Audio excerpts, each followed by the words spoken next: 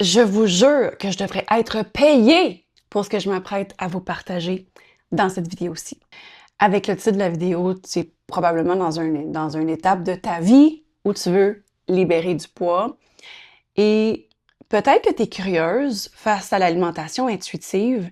Puis honnêtement, je ne croyais pas tant en l'alimentation intuitive parce que je me suis dit très longtemps, mais comment ça peut être possible quand, en fait, souvent notre intuition va nous pousser ou notre envie, ce qu'on peut des fois comme mélanger avec l'intuition, là, nous amène à manger des choses qui ne nous servent pas et peut-être en quantité qui ne nous servent pas.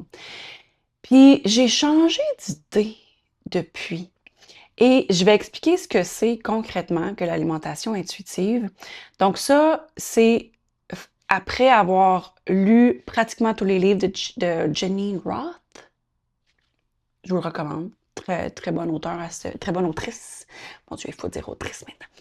Très bonne autrice sur le sujet de l'alimentation intuitive, mais j'ai aussi dépensé beaucoup d'argent sur une formation en ligne sur l'alimentation intuitive et pour vrai, je n'aurais pas dû. Je suis un petit peu amère. Donc, je vais juste tout donner l'information gratuitement.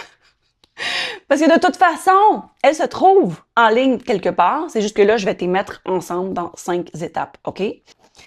Avant de te parler de l'échelle de la faim, qui est l'étape 1, je vais quand même, ça serait bon quand même qu'on aille dans le corps, qu'on aille voir, tu sais, OK, mais qu'est-ce qui se passe quand on a faim? Donc, souvent, c'est une faim physique. Donc, on ressent des petits grognements dans l'estomac.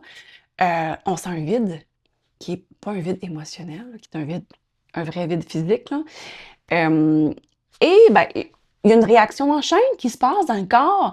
Donc, on a la gréline qui est lâchée pour nous dire « Ah, t'es prête à manger, ma belle amie. » Ensuite de ça, bon, il va y avoir une réaction, bon, toute une réaction en chaîne qui se fait jusqu'à la leptine qui va nous dire « Tu peux arrêter, tu es dans ton état de satiété. » Bon, ben, il y a aussi que l'estomac, bon, ben, ça va toucher les parois de l'estomac, on sent que l'estomac, il est rempli. Mais, qu'est-ce qui arrive quand on n'écoute pas ces signaux-là? Donc là vient l'échelle de la faim. Et je te jure que si tu ne fais que suivre cette étape 1, tu vas perdre le poids que tu as à perdre. Je te promets. Comme je te jure, là, si tu fais l'étape 1 et que cette étape-là, viens me voir dans 3 mois ou même 2 mois, peu importe. Viens me réécrire un commentaire puis dis-moi si ça n'a pas marché. Je te jure que ça va marcher. Comme je t'envoie 10 piastres par PayPal, peu importe. Donc, l'échelle de la faim, c'est en fait de se questionner et de savoir, OK, où est-ce que j'en suis en ce moment dans mon processus de faim? Où est-ce que j'en suis sur l'échelle? Admettons de 0 à 10. Ça, c'est une question que je me pose quand même régulièrement dans la journée. Puis juste pour faire un petit check-in, tu sais, pour comme connecter avec mon corps, puis savoir, OK, j'ai-tu faim? Ou si je m'apprête à manger quelque chose, puis je me dis, OK, mais en fait, je suis 5 sur 10.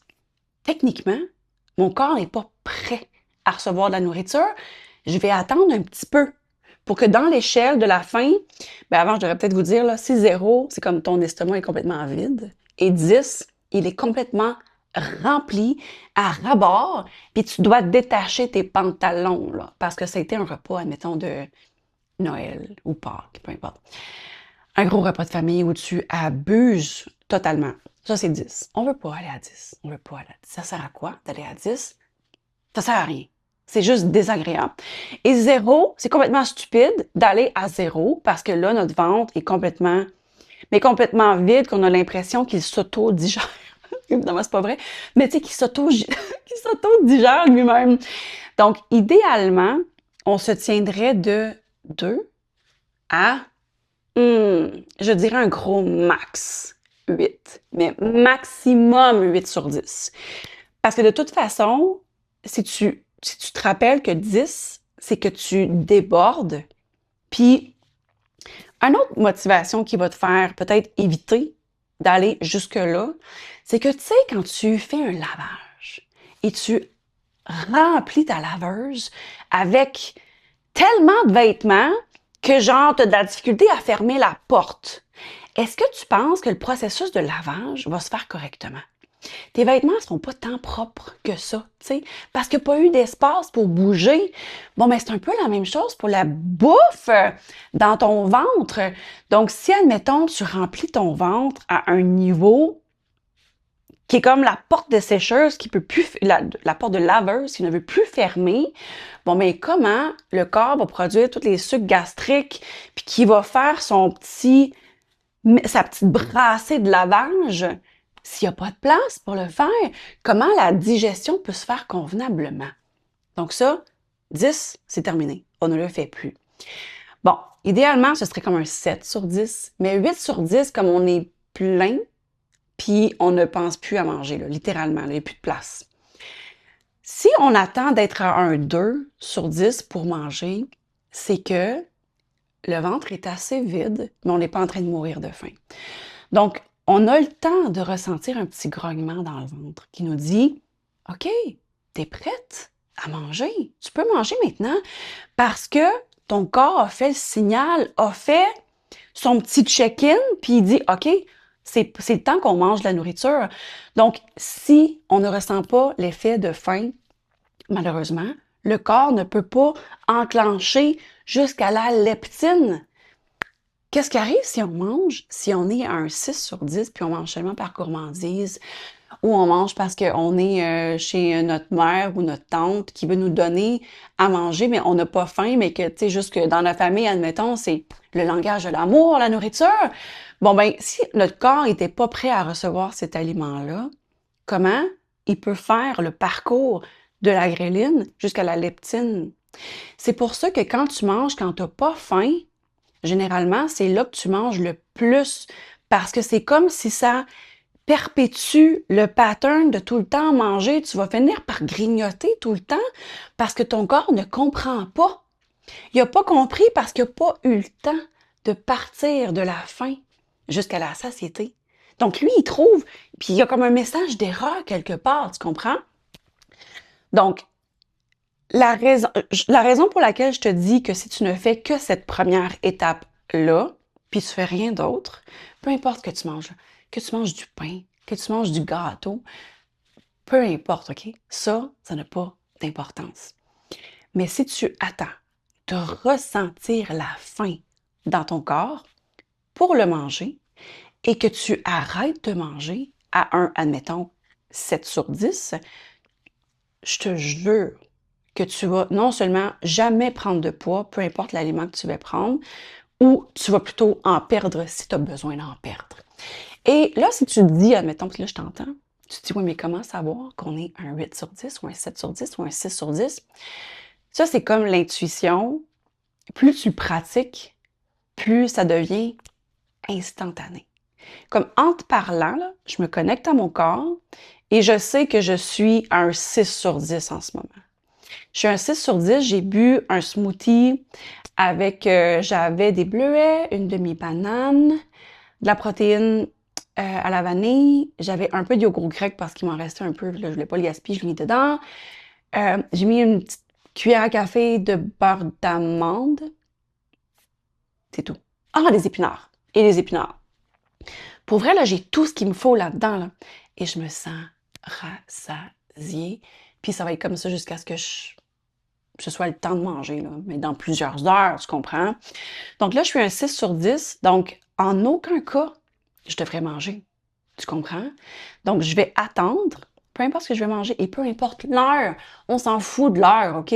L'important, c'est que tu écoutes ton corps. Et ce qui est dommage, c'est que, bon, je sais que je parle beaucoup, là, mais sans que j'ai tellement de choses à dire, mon Dieu! Si, admettons, tu te prends un coach en ligne, ou tu t'achètes un régime puis un plan d'entraînement puis un plan alimentaire en ligne d'un coach fitness, OK? Qui va dire, bon, mais repas 1, c'est X, repas 2, Y, repas 3, Z. Puis qu'il te met tout ça ensemble, c'est qu'en réalité, s'il te dit, ben mange tout le temps, mange souvent, mange une tonne de protéines, puis là, qu'il focus sur, admettons, tu dois manger 130 grammes de protéines par jour, bon, ben, qu'est-ce qui arrive si toi, tu veux bien performer parce que tu es une bonne élève et que tu veux des résultats? Bon, ben, tu vas suivre le programme et tu vas bypasser, excuse-moi le terme anglais, Mais tu vas passer par-dessus tous tes signaux de ce que ton corps te dit. Chaque corps est tellement différent. On ne peut pas suivre un plan alimentaire à la lettre et que ça ait le même résultat sur tout le monde. Donc, qu'est-ce qui arrive si toi, tu es une performante, puis tu es une bonne élève, puis tu veux absolument manger tes 130 grammes de protéines, mais que tu ne ressens plus la faim et que tu te forces à manger parce que, mon Dieu, que tu veux atteindre tes 130 grammes de protéines, qu'est-ce qui va arriver? C'est que tu respectes pas ton corps. Ton corps ne t'a pas dit qu'il était prêt à ingérer des aliments et c'est juste superflu. Puis souvent, les gens, ils se demandent pourquoi ils perdent pas de poids, mais c'est parce que tu manges quand t'as pas faim. Donc, ça fait aucun sens pour moi que de suivre un repas, un plan d'alimentation à la lettre et de penser que tout le monde va avoir le même résultat et que c'est bon pour toi. Et si tu es une femme et que tu as un cycle menstruel, bon ben nos besoins caloriques ne sont pas les mêmes à travers le mois, tu comprends? Donc ça se peut que tu manges plus, ça se peut. Non, non. Définitivement, tu vas manger plus quand tu vas être dans ta phase lutéale ou même dans ta phase ovulatoire. Vraiment, c'est deux petites phases où on a plus faim. Et tu vas manger beaucoup moins juste après avoir terminé tes menstruations, tu comprends? Puis, ça se peut que tu manges peut-être en dessous de ce qu'un coach alimentaire va te dire. Mettons qu'il va te dire, non, non, mais tu dois jamais manger 1300 calories, là. Puis je suis d'accord, je suis d'accord. Moi, je suis vraiment pas dans la restriction, puis il faut pas. Mais si à un moment donné, avant tes menstruations, tu montais tes calories à plus de 2000 parce que ton corps en a besoin, mais qu'en réalité, pour perdre du poids, il faudrait que tu sois à genre à 1800. Bon, ben, si tu manges 2500 parce que tu es dans ta phase lutéale et que tu en as besoin, et si, admettons, tu continues à avoir le même rythme quand ton corps en a moins besoin, tu vas prendre du poids. On n'a pas les mêmes besoins alimentaires à travers le mois. Bon, ceci étant dit, étape 1, l'échelle de la satiété. Connecte-toi à ton corps, c'est comme l'intuition. Donc, connecte-toi plusieurs fois par jour et fais juste regarder, OK, là, je suis un 6 ou là, je suis un 3. Je peux commencer à comme prévoir manger quelque chose, tu comprends? OK, étape 2. Ah oui, étape 2, ton état avant de manger. Et ça, je trouve ça quand même important. Parce que si tu es dans un état de stress ou dans un état déjà de culpabilité face à l'aliment que tu vas manger avant même de l'avoir ingéré, je te dirais, prends un pas de recul, recalibre-toi et après mange. En fait, tu sais quoi? Je fais la même chose avec les dépenses, comme avec l'argent, tu comprends? Si, admettons, je veux faire un achat en ligne, puis que je sens que j'aime pas ma vibe. Comme j'aime pas ma vibe, là, avant de dépenser, j'ai comme une petite culpabilité, je me sens pas bien, j'attends. Je ferme tout, j'attends. Je dis, je vais revenir quand je vais m'être calibrée à la bonne fréquence parce que, ben, je sais pas, on veut pas dépenser d'argent dans un état négatif. Bon, ben, c'est la même chose pour la nourriture. Donc, si jamais, avant de manger, tu sens que tu n'es vraiment pas dans un état d'esprit optimal pour non seulement la digestion, mais au moins juste profiter du moment où tu manges, puis vraiment manger avec tes sens, tu sais, goûter, voir, connecter avec la personne avec qui tu es, bon ben, fais juste prendre quelques respirations avant, comme tu as ton assiette devant toi, même si tu es avec quelqu'un ou avec des gens autour, on s'en fout, là, ça paraît pas, juste intérieurement.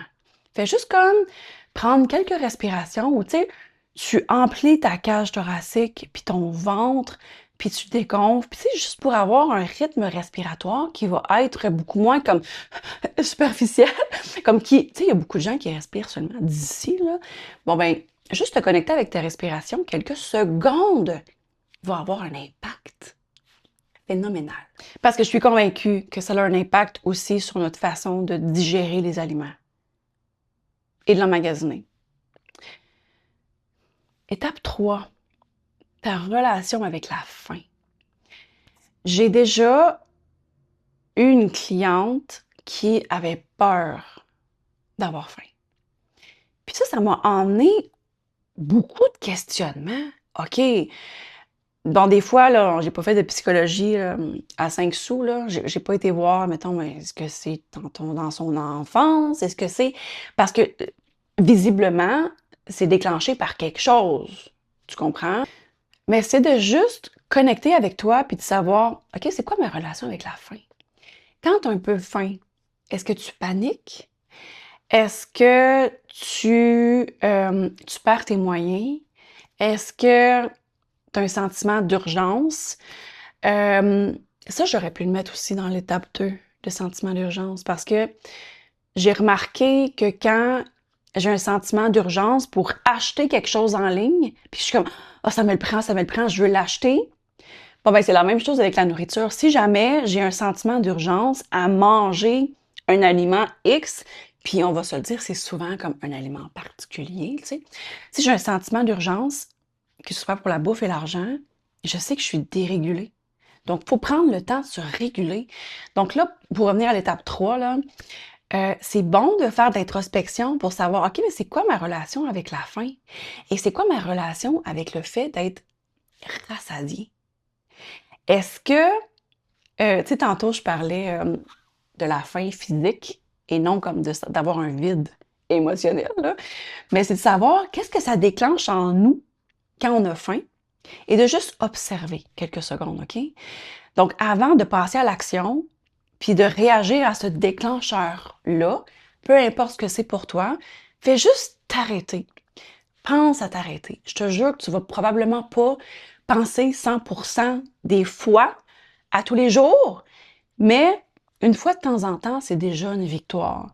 Parce qu'à un moment donné, si on prend l'habitude de se connecter et de se retirer un peu de l'émotion qui vient de monter ou du déclencheur, puis on peut être un peu plus rationnel, puis se faire comme « Ah, OK, j'observe que je suis déclenchée en ce moment. OK, qu'est-ce que c'est? » Est-ce qu'on se sent bien seulement quand on est plein ou pleine? Comment tu te sens quand tu es vide? Est-ce que tu te sens vide psychologiquement, émotionnellement, spirituellement, peu importe? Et quand tu es rempli, est-ce que tu sens que tu as reçu de l'amour? Est-ce que tu sens que tu es moins seul, que tu es accompagné par ce plein-là dans ton ventre? Donc ça, je peux pas répondre pour toi, mais c'est juste des petites pistes pour que tu puisses faire d'introspection, puis peut-être voir avec toi, et peut-être que d'une fois à l'autre, ça va être différent pour toi. Étape 4, c'est la régulation émotionnelle. Je dois dire, là, si je ne médite pas dans la journée, je suis pas la même personne. Je suis pas la même personne. Donc, la méditation, pour moi, ça a une place importante. Est-ce que je médite à tous les jours? Non. Est-ce que quand je médite à tous les jours, ma vie est différente?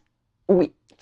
Donc, je parlais tantôt de déclencheurs. Donc, on a souvent des déclencheurs dans la vie, que ce soit un déclencheur interne ou des déclencheurs externes. Déclencheur interne, ce que ça peut être. Tu passes devant le miroir, tu te sentais bien, là. Tu te sentais bien, tu vivais ta vie, aucun problème, il y a de la musique, c'est génial. Tu passes devant le miroir, puis tu fais comme « Ah, merde ». Puis que tu n'aimes pas ce que tu vois. Tu ouvres un tiroir, tu prends un jeans qui t'as peut-être pas essayé depuis très longtemps, et là, tu l'essaies. Ah! Mon Dieu! Il ne ferme plus! Ça, c'est un déclencheur. C'est un déclencheur. Donc, ce que ça peut faire, c'est que ça va complètement gâcher ta journée, peut-être sur le moment, ou ça peut être comme ça pour la balance aussi. Quand tu te pèses et que tu vois que c'est plus haut, c'est un déclencheur qui fait en sorte qu'une espèce de réaction en chaîne d'émotions qui suivent ce moment précis-là. Ouais. Un déclencheur aussi, ça peut être un commentaire d'une personne, une collègue de travail, un membre de ta famille, un ami, peu importe. Ou ça peut être aussi de juste comme, tu es sur Instagram, tu scrolles, puis tu tombes, admettons, sur une page qui, bon, te fait comme déclencher quelque chose en dedans, quelque chose de négatif, là. C'est des déclencheurs. Et c'est des émotions. Et Mon Dieu, avant que j'oublie, je recommande tellement les livres de Ludovic Leroux. Oh! J'ai lu et relu ces deux livres qui est... Attends, c'est quoi? C'est J'arrête de me limiter grâce aux nerfs vagues. Ça, c'est le premier livre que j'ai lu de Ludovic. Et le deuxième, je pense que c'est juste nerfs vagues. Est-ce que ça se peut? Ah, mon Dieu, je l'adore. Ah, ça, je vous le conseille fortement.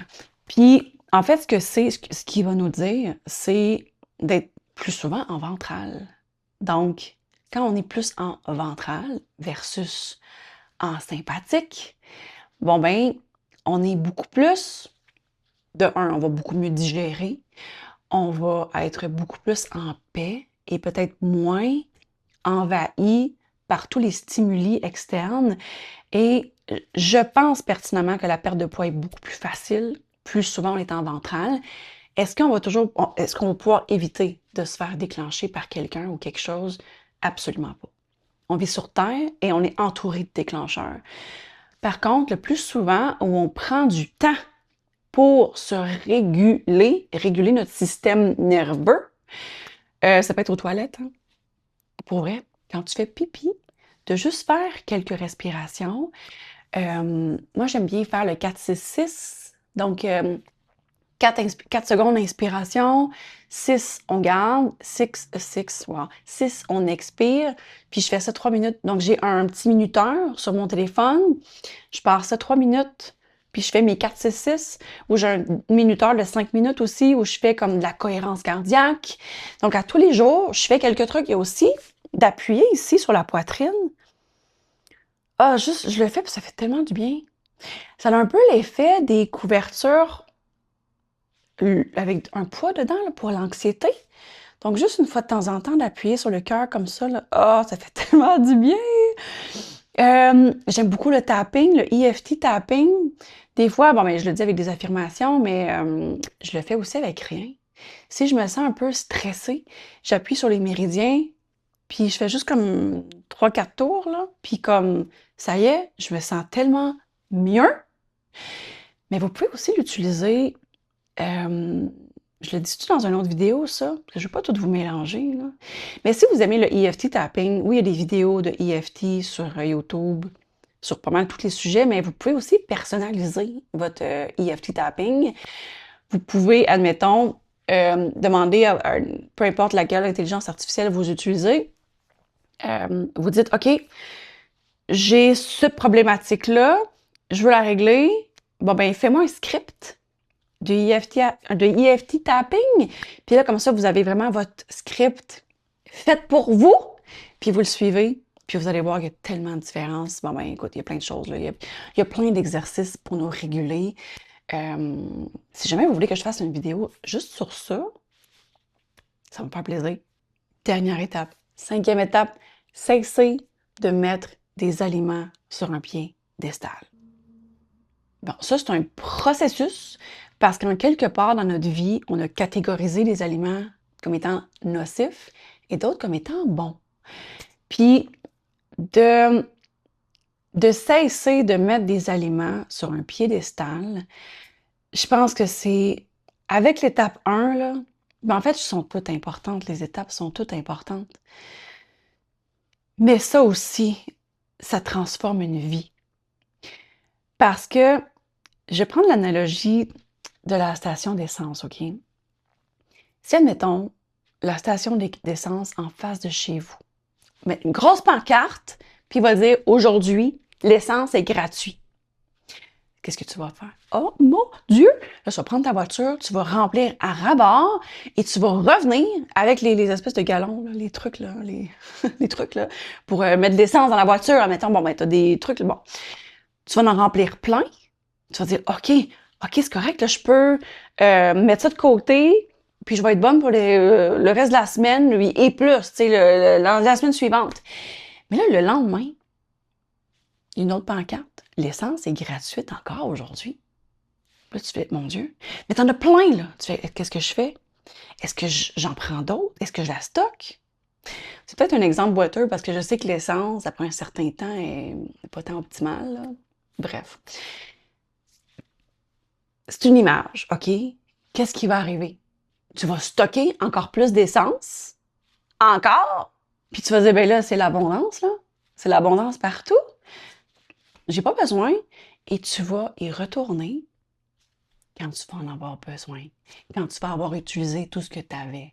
Donc ça, c'est cesser de mettre la nourriture sur un piédestal. Parce que je sais que dans les cavernes, c'était beaucoup plus rare, la nourriture. Fait qu'on travaille fort pour la nourriture. Et maintenant, c'est comme si on a encore ce réflexe-là du moment où on vivait dans la caverne. Mais en réalité, là, même si, admettons, on ne fait pas beaucoup d'argent dans la vie, la nourriture est partout quand même.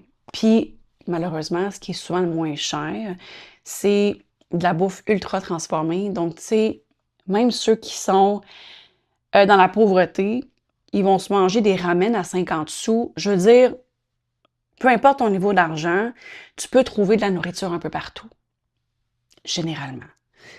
Tu comprends? Dépendamment, tu es où sur la planète. Tu sais, avant de me lancer des patates, là. Dépendamment, tu es où sur la planète. Mais si tu écoutes cette vidéo-là et que tu veux perdre du poids, c'est sûr que tu n'es pas dans un contexte où la nourriture se fait très rare et que tu dois marcher des kilomètres pour aller en chercher.